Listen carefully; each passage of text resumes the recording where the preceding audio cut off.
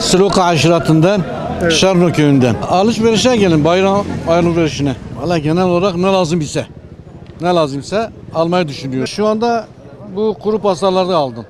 Herkese iyi bayramlar diliyorum. Evet. İyi, kazasız belasız, iyi günlerde geçirmenizi diliyorum herkes için. Çok zor bir dönemde geçiyor. Yani şeye göre düşünürsen sanki yani inşallah olmaz da sıra Türkiye'ye gelecek gibi görünüyor. Öyle görünüyor ama inşallah olmaz. Bayramlarını kutluyorum. Hayırlı olsun. Kazasız belasız olsun inşallah.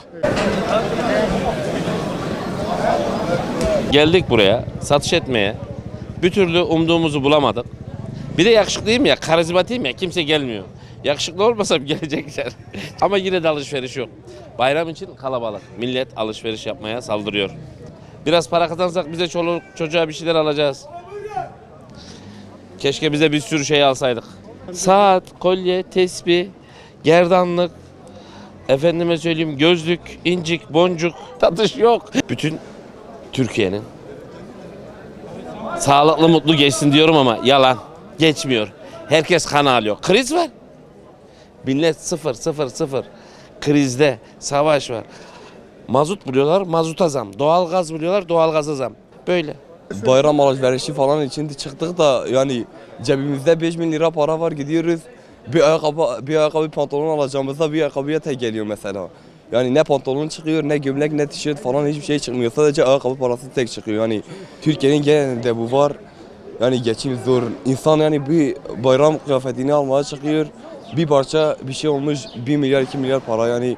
Buradan herkesin bayramı kutlu olsun.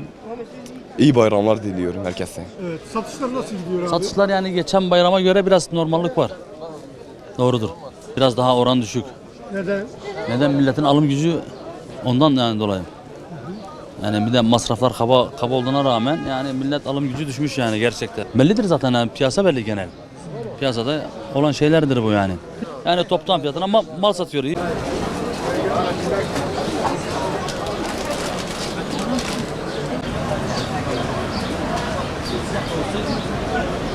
Yalatma baba ne olur. Tamam.